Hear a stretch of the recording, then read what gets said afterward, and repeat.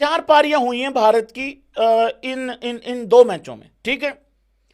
पहली पारी में थोड़ा सा रिमाइंड करा रहा हूं कि हम कहां पे लैग कर रहे हैं और बार बार कर रहे हैं। पहली पारी में पहले टेस्ट मैच में हम लोग 73 पे 6 आउट थे, गिरते पड़ते हम लोग 150 पे पहुंचे, थैंक्स टू नीतीश रेड्डी।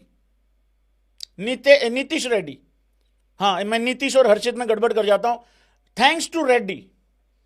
दूसरी पारी में पहले टेस्ट मैच की हमारी ओपनिंग 200 रन की हो जाती है, फिर हम पहुंच जाते हैं भैंस की आंख 500 रनों पे, टारगेट दे देते हैं 534 का।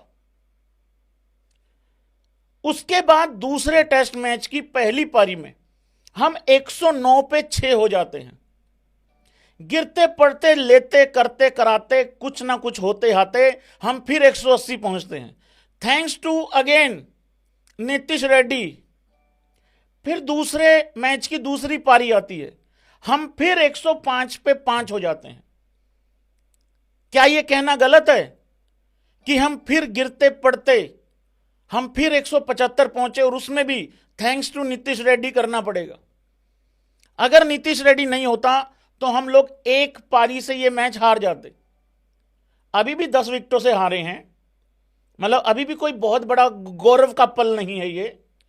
और मेरी हाथ जोड़ के विनती है, मेरे से कोई एग्री करेगा इस बात पे कि नहीं करेगा मुझे नहीं पता, लेकिन बता देना अगर कोई कर रहा है। कृपा करके ये जो हिंदी कमेंटेटर्स हैं, मैं बार बार बोलता हूं, इनको कोई शर्म का पाठ पढ़ा दो। ओ यार 19 रनों का टारगेट दिया है, इनकी बात सुन के थोड़ी देर के लिए मुझे लगा कि मैंने कहा भैंस की आंख शायद 519 का टारगेट दे दिया, मेरी शायद आंखें लेट खुली हैं। 19 रनों का टारगेट है, पता क्या कह रहे तीसरे मैच के लिए मनोबल को ऊपर ले जाने के लिए, मोटिवेशन के लिए यहां पे 2-3 विकेटें लेनी, कुछ विकेटें लेनी जरूरी है। मान लेते हैं उनका एक आउट हो जाता,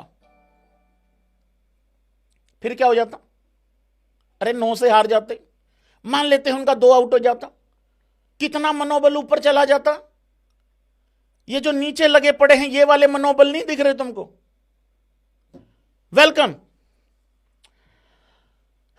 बात ये है भाई लोगों, कुल मिला के अगर हमारी ओपनिंग पार्टनरशिप अच्छी नहीं होगी, इसको मान लो सारे भाई लोग, इसको मान लो, अगर यशस्वी जायसवाल नहीं चलेगा ना, अगर यशस्वी नहीं चलेगा तो मैं आपको यकीन दिला रहा हूं हमारी टीम इसी तरीके से स्ट्रगल करेगी।